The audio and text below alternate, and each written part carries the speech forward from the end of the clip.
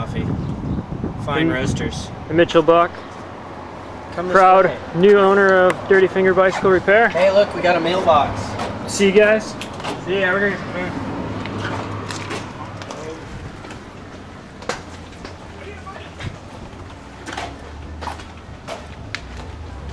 Hey, look, it's like a real live bike shop.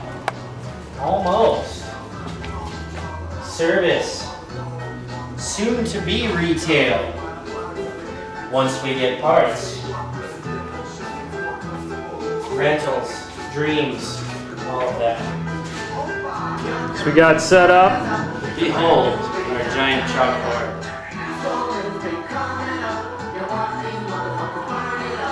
Couch.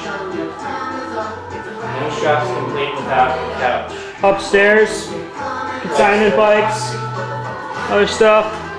Super set up wheel building stand. 2 Troon stands. Yes. Of course, transition bicycles.